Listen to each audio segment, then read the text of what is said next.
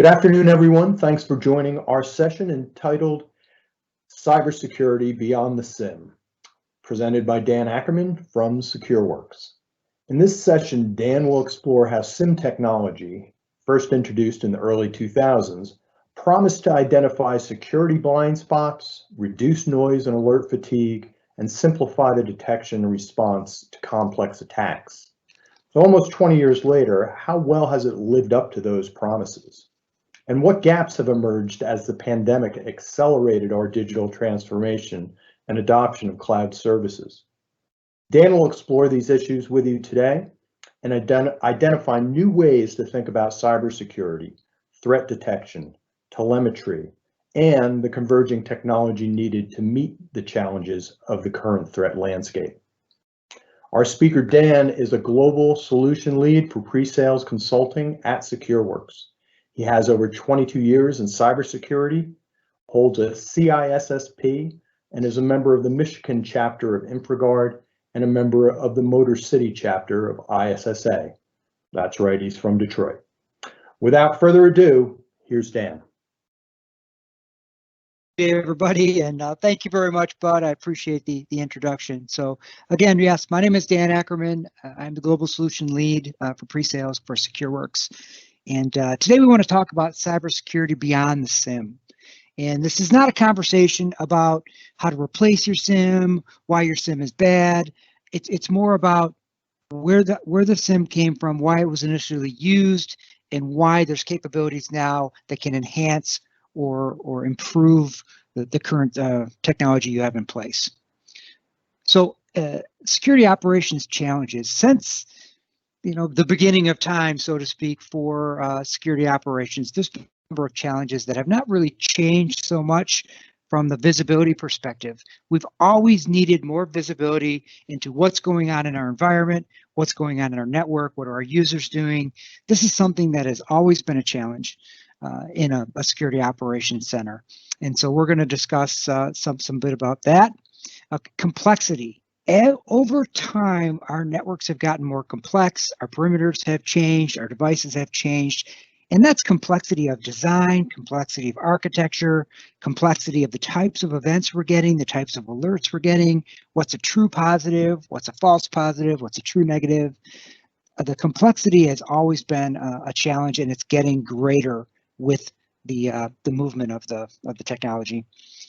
A relatively new challenge over the last several years is the response capabilities, right? So we've always been able to detect and in some cases mitigate risk, but the response has really grown in importance with the sophisticated threats, with the new threat actors and the way things are going. The longer something is in your environment, the greater the risk to your environment. And so the response has definitely gained momentum, and it's definitely very, very important moving forward. The SIEM technology has been around for quite some time, and it has a good purpose. It does a lot of good things. It provides a lot of reporting. It provides a lot of information. It was initially advertised to help identify blind spots and reduce the noise, reduce the alert fatigue, cut down on the number of things that your teams need to investigate. And the whole goal is to simplify detection response. Right, so it's to tell your teams what to look at, what to do, to give your management insight into what's happening in your environment and what they need to look at and what they need to pay attention to. Well, as the SIEM technology, from when it originally came out, early to mid 2000s up till today, it hasn't always lived up to what we're trying to do with it in 2021. It's like a lot of technologies. It had a good initial run, but as the threats evolved, as the technology has evolved, as the threat actors have evolved, we need to evolve with it. There needs to be a more enhanced, a better way to do things. And that's kind of what we're here to talk about today. So if you go back to Gartner in 2015, 2016, they defined what they called the SOC visibility triad, where you've got the SIEM. The SIEM is taking in the logs from all your devices, all your events, whether it's network, whether it's endpoint, security, non-security. Add to that network data, from a network detection and response technologies and endpoint detection and response technologies. Those three areas would provide the visibility that an organization would need to identify and mitigate the risk to their environment. Now, when you look at how this is generally built, how this was designed, how this was architected, what you've got is you've got your SIEM technology, you have your endpoint detection and response technology, your network detection and response technology. Built on top of that, you have an input of threat intelligence, you have your orchestration activities, vulnerability management. So what you end up with is a silo effect for your security infrastructure. You've got a bunch of different tools from a bunch of different manufacturers. They're integrated to some extent, but that integration falls on the client or the organization. You need to take these tools from different vendors. You need to figure out the integrations. You need to get them working together. And it's very much a manual process from the integration perspective. Now, in some cases, it works great. And in some cases, there are challenges. You've got product upgrades, you've got product enhancements, you've got things that work today that don't work tomorrow. These are all things that we have dealt with in the security industry. Okay, now that we've discussed a little bit about the SIEM and how it's built and all the technologies that go into it, let's take a look at where SIEM has come from, where it is, and where it's headed. So if you look at the original deployments, the original implementations of SIEM technology, sometimes referred to as the legacy SIEM technology, you're looking at a platform that takes in information, it takes in events, it takes in logs, it's looking for something, right? Pretty much like a signature, and it's doing something. There's an outcome associated with whatever it finds. So basically, it's looking for activity, it'll fire off an alert, it'll fire off a notification. Whether that alert is an email, whether that alert is an SMS message, 6 of one, half dozen of another. Different products, different solutions have different capabilities, but the thought process is the same.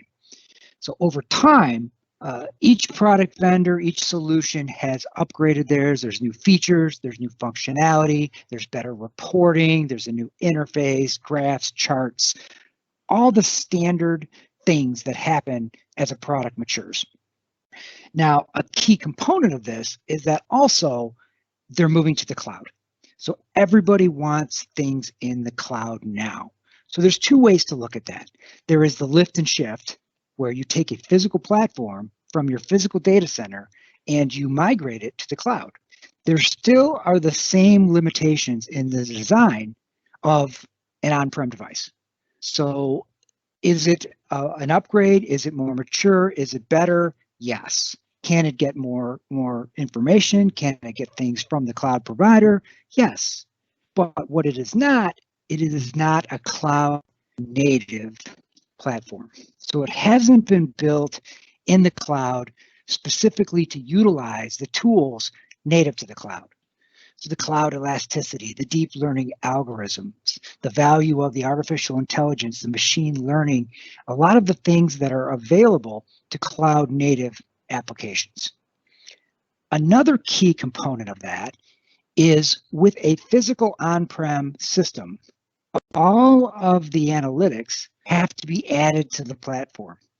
So that would require an upgrade, an integration, something to be done onto the device. Now, typically that's handled by either the client, the organization, or through some type of support contract, some type of external to the platform itself.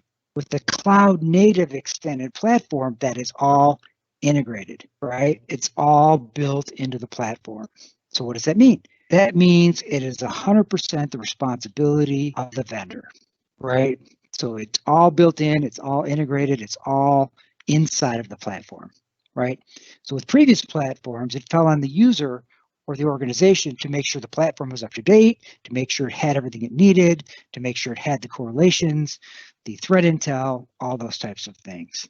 With a cloud native platform, it's all built in. It takes that responsibility off the client, off the end user, and it also makes it more efficient and faster.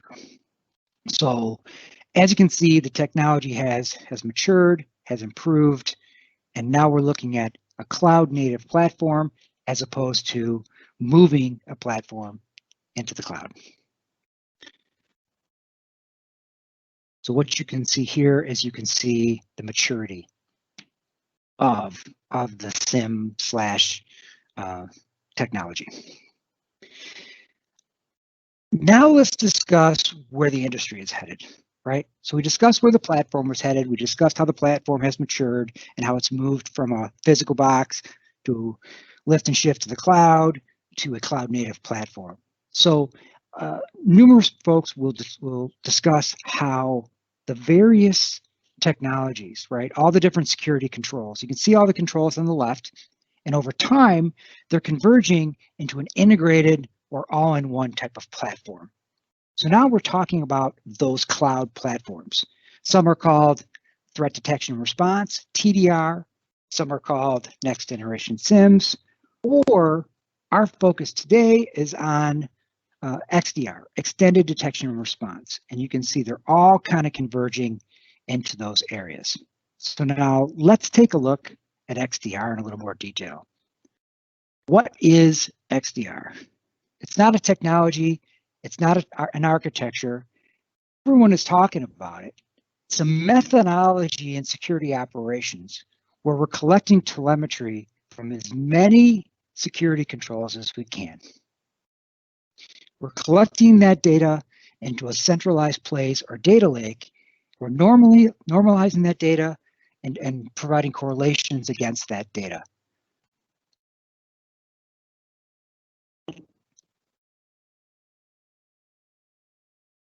The key part with the correlations is how do you have the integrations with the other parts of your operations. You have integrations with your ticketing systems, your orchestration platforms, you have automated response capabilities, and automating your workflow. So incident response, host isolation, the ability to mitigate the risk. So with XDR, the platform is performing the majority of the tasks that used to require multiple solutions. If you look back at our original SIEM, you had all the various building blocks. Everything was an independent vendor. Everything was an independent technology. And all the integration was manual. It had to be performed by the client, the organization, the consultant, multiple vendors, things of that nature. With XDR, the platform is performing the majority of the tasks, right?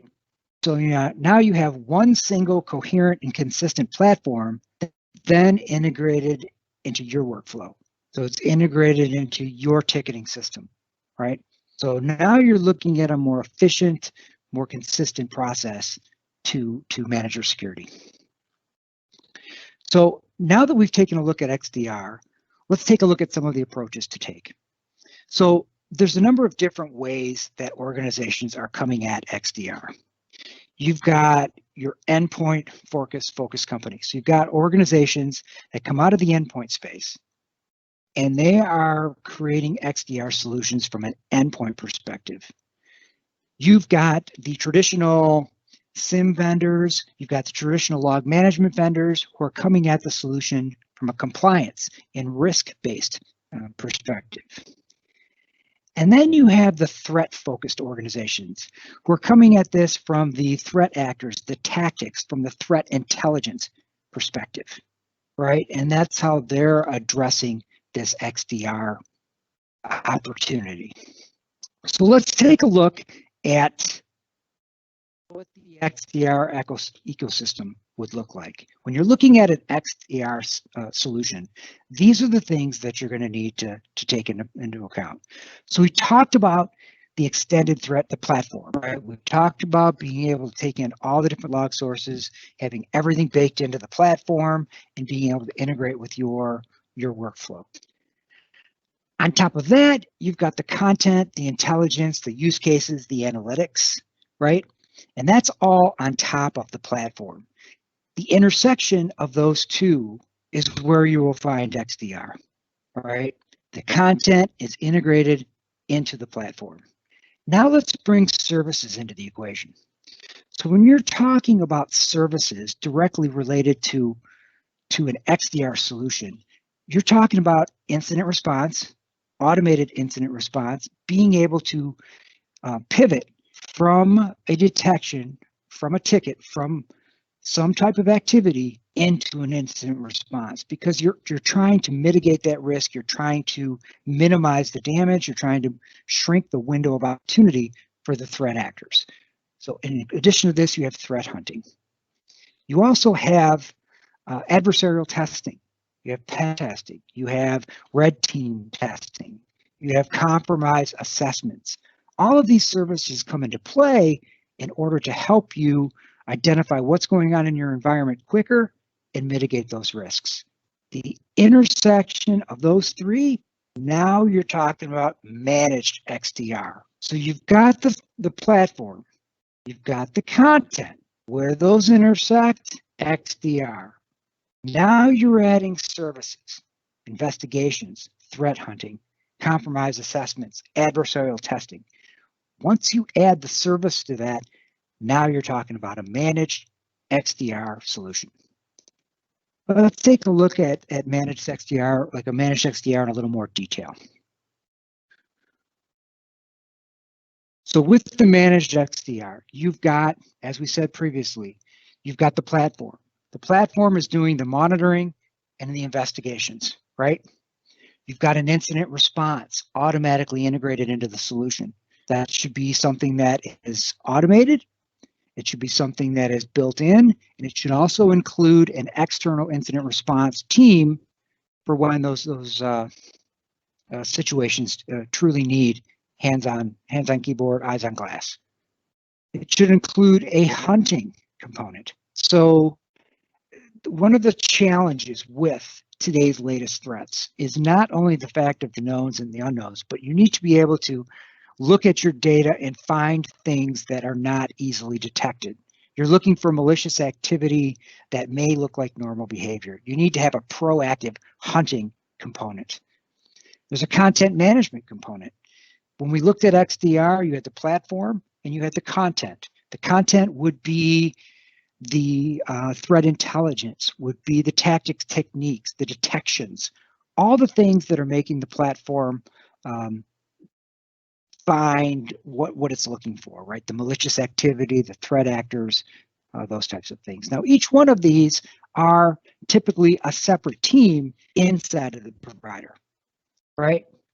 So you've got your operations folks, you have your content folks, you have your hunting, your incident response. The key component here is all of these teams need to be working in concert. So a phrase that I like to coin is we used to go with security in depth. Now we're going for security in concert.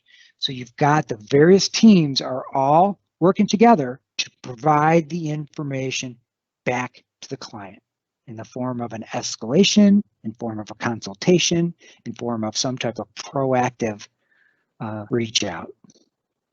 So what you have going on is you have investigations, you have incident response, you have threat hunting, a turnkey technology stack. Remember, we talked the platform. The platform has to be integrated, it has to be all in one, it has to be comprehensive, and it has to provide that consistent capabilities. Contextual insights. That's from the content management. There you're going to get the threat actor capabilities. You're going to get the techniques, the tactics. You're going to get all of that is built in. You have to have the ability to disrupt, contain, and mitigate the risk. That's where your incident response comes into play. That's where your security controls, whether it's isolating a host, whether it's disconnecting a device from the network, whatever it may be, you have to be able to disrupt and contain the threat. And it's all based on the platform. The platform is the key component that drives the whole system. Now, if we go back to what we talked about earlier, let's circle back to the original challenges. Identify the blind spots, right?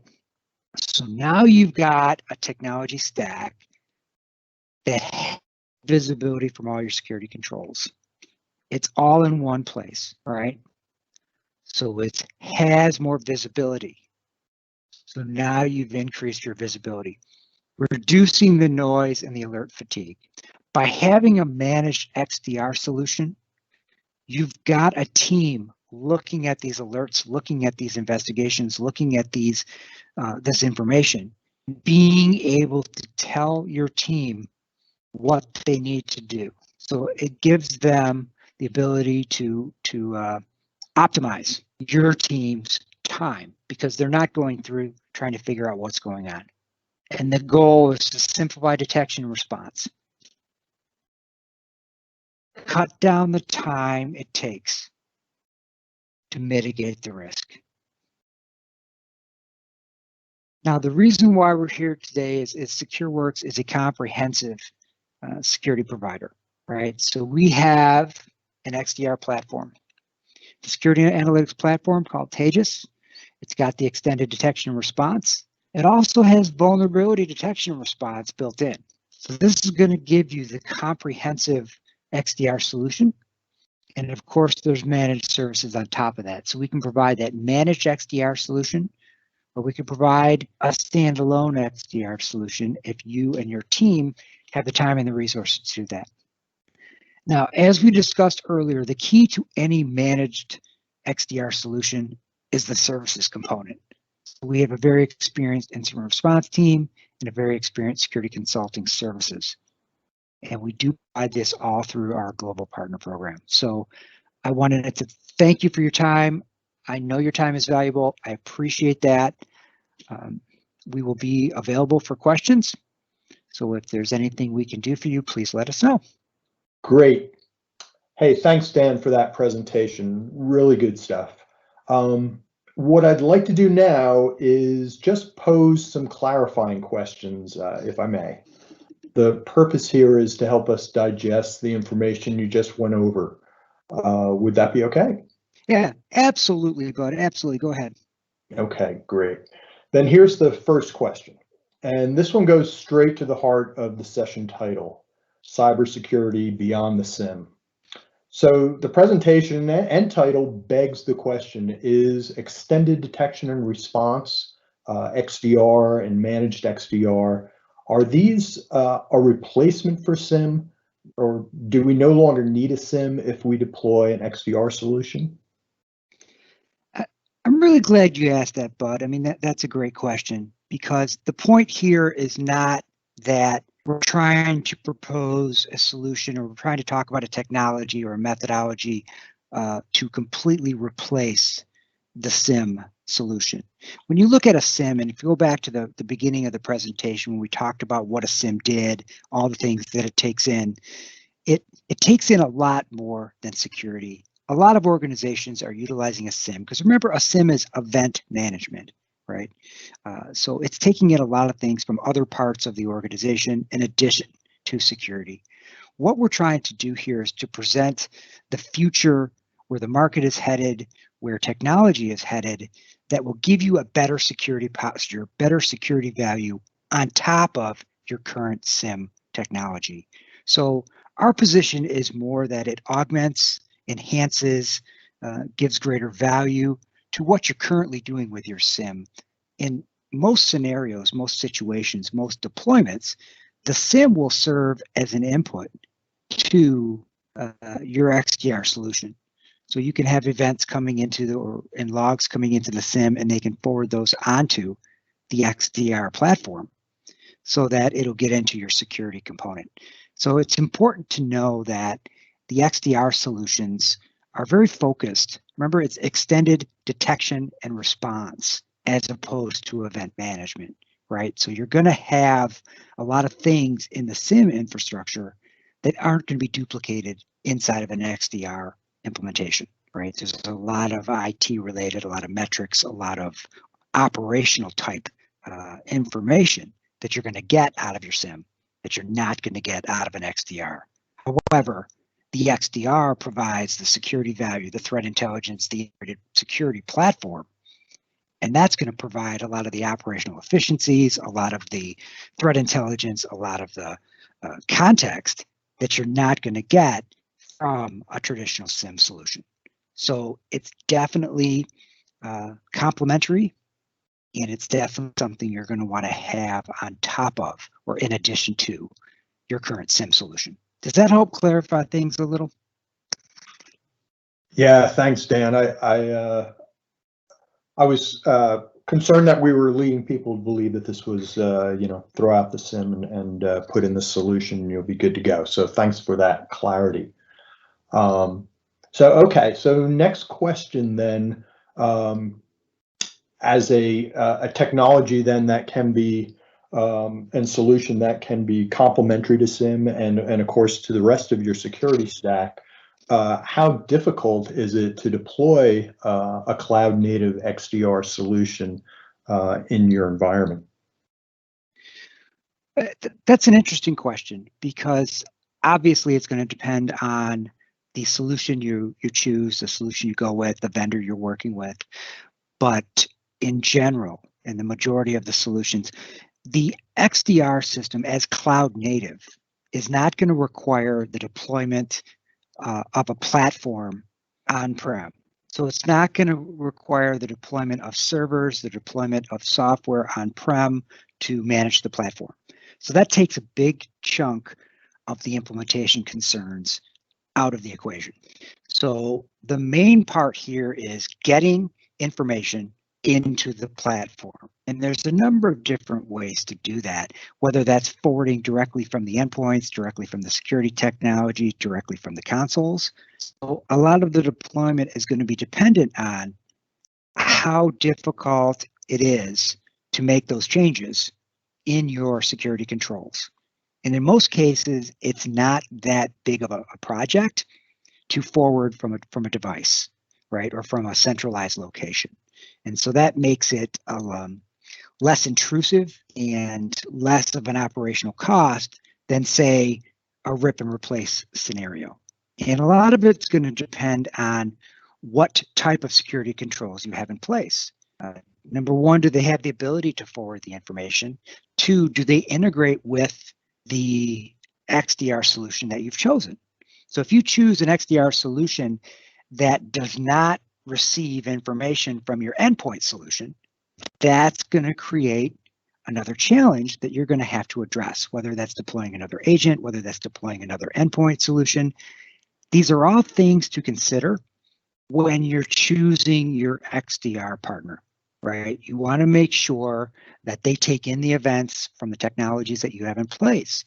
And these discussions need to happen during the pre-sales, during the design, during the POC process, to make sure that the vendor that you're choosing or the partner that you're choosing fits into your environment, their solution meets your objectives and meets your current network architecture.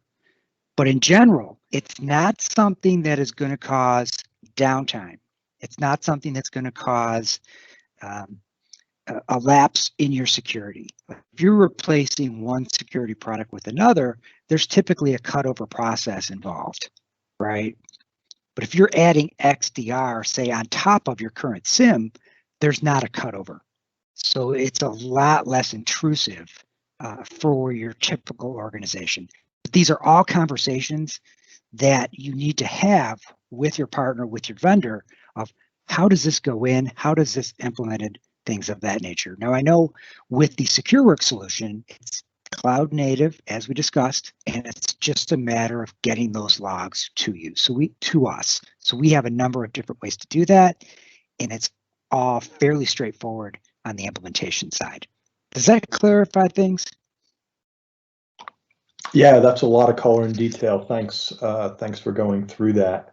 So now we've deployed this solution, and it hasn't been an enormous lift as you just explained, but now we've got to work with it in our environment. So that of course begs the question, and we see this across analyst reports time and time again, that resources, specifically cybersecurity skill sets and teams, are on short supply. It's hard to staff up. It's hard to keep staff. It's hard to and oftentimes hard to get people, spun up on on new solutions that come in when they're already have their hands full with existing ones. So can you speak to that a little bit? What kind of skill sets are needed? What happens? Can you deploy something like this if you're constrained in your on your security team? What do we need to know there? So that brings up another one of the hidden costs, so to speak. So when you're talking with partners and vendors, again, about implementations and about the solution, you need to take into account the skill set of the people you have, the skill set of what what technology is in your environment.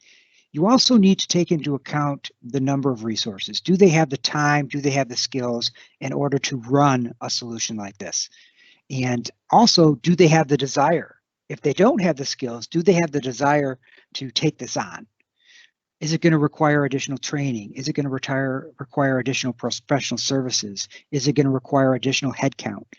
All of these things are costs that need to be included in the conversation as you're looking at your XDR partner. Now, what goes hand in hand with the software solution itself, the platform and everything that goes with it, is the ability to have this as a managed service, right? So like in Secureworks case, we have the Taegis platform. You can buy that as a standalone solution.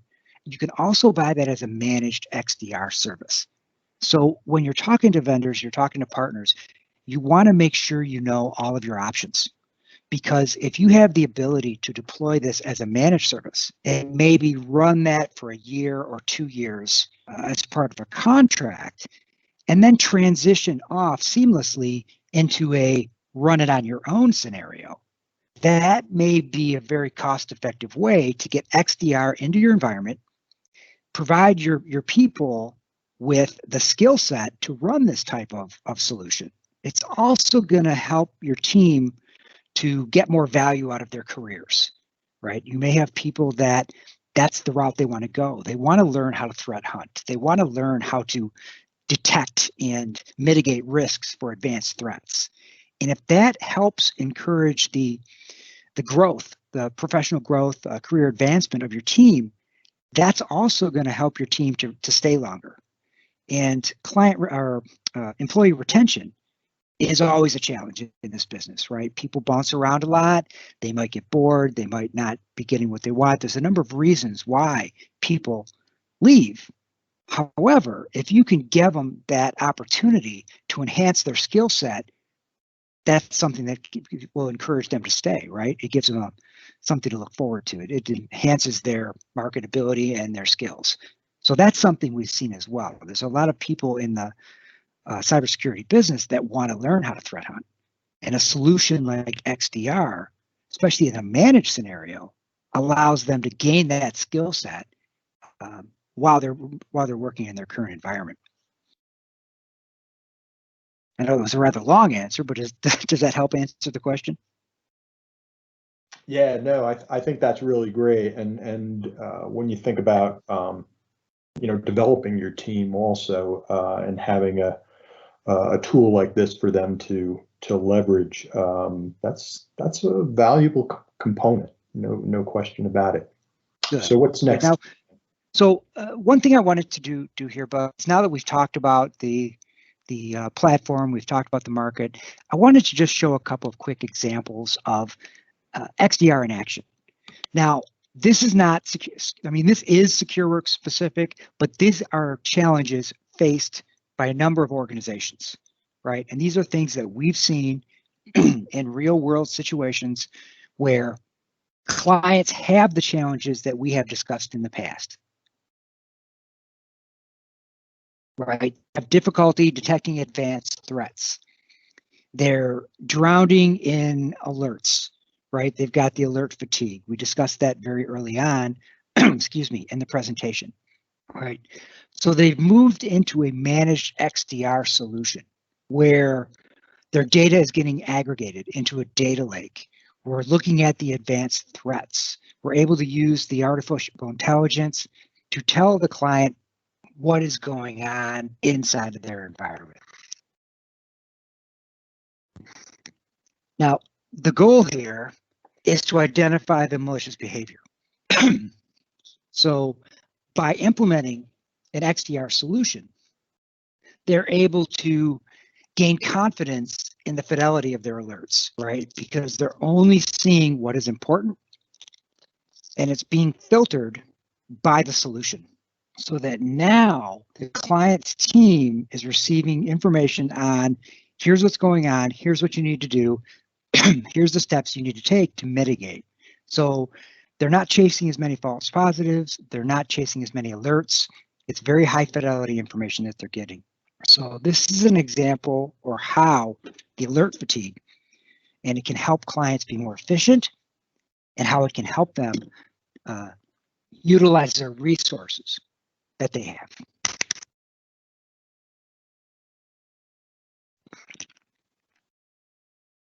So another situation that we run into quite a bit, and this happens with multiple clients, is limited security team, limited visibility.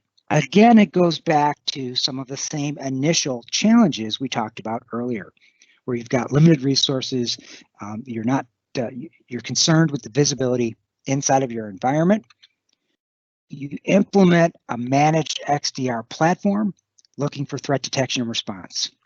You've got the 24/7 managed support. So you've got the folks who are looking at these events and incidents and activity 24/7.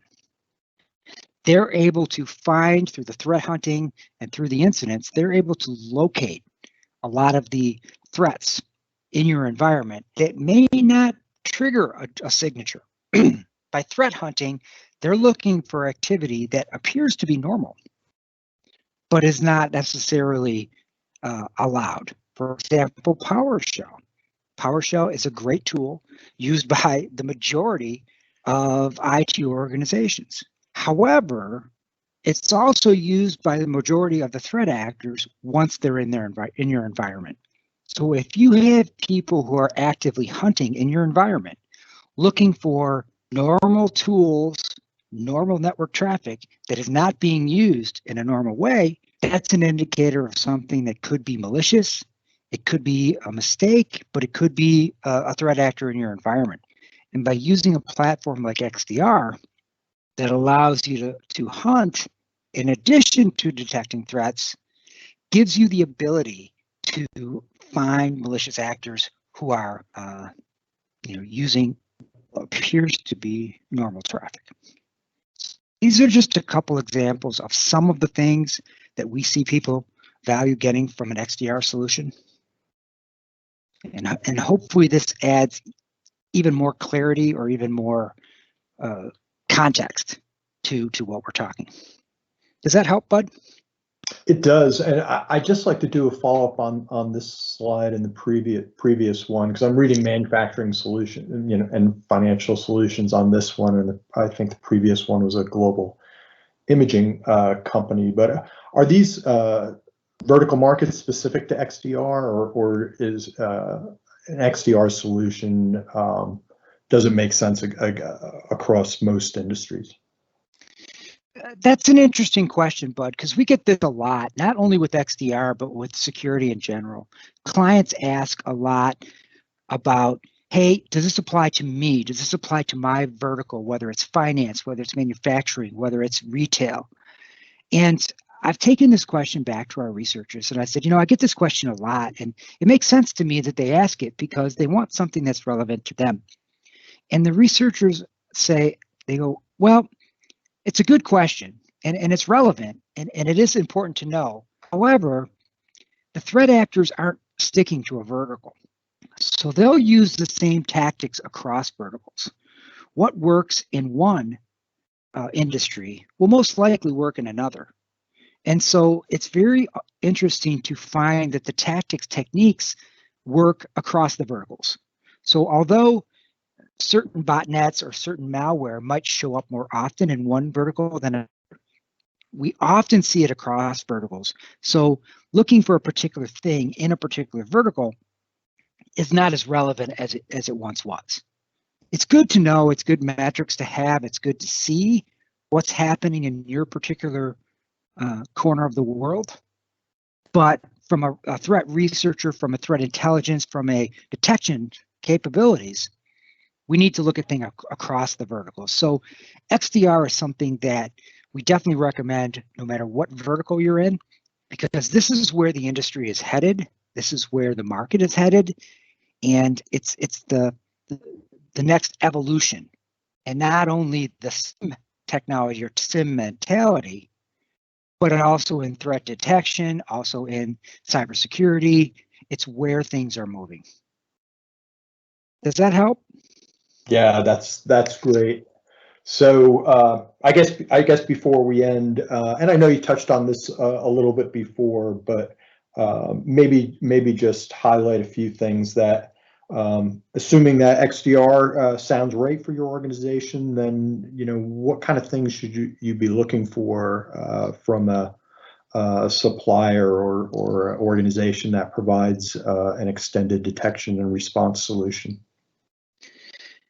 So when I have these conversations, Bud, and I have them with clients or have them with partners or even have them internally, it's important to me to convey that I'm not here saying there's one question and that answer is Secureworks. I mean, I firmly believe we do this very, very well, and we're a leader in the industry. I do believe that. However, it's very important that people understand these are the questions you need to be asking, right? You need to know about the platform. You need to know about the deployment, as we talked about. You need to know the implementation, the resources you're going to need, all of those hidden costs. But you need to know about the capabilities of the platform. Is it integrated? Does it have detections built in? Is there anything that I, as a client, am going to need to do to this platform? Is it all automated? Does it integrate with my ticketing system? Does it integrate with my workflow? You need to make sure that the platform is consistent, right? And gives you a consistent and comprehensive security platform. And these are the things that you need to keep in mind as you're talking to vendors, as you're talking to partners. And those are things that we talked about early on. So as we talked about how the XDR is built, all the things that go into MDR, those are the main takeaways, is that we want to make sure that these are the concepts, these are the components that you're looking in when you talk to partners, when you talk to vendors about their XDR solution. Great. Thanks, Dan. Appreciate it. I think we've probably come to the end of the session here. So why don't you take us out? Thank you very much, Bud. I really appreciate this. I appreciate the opportunity to speak. I appreciate the opportunity to present. And I know everybody's time is valuable, and hopefully this was something you take a lot from.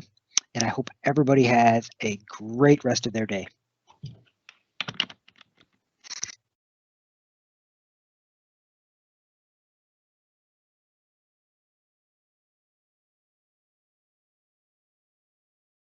And good.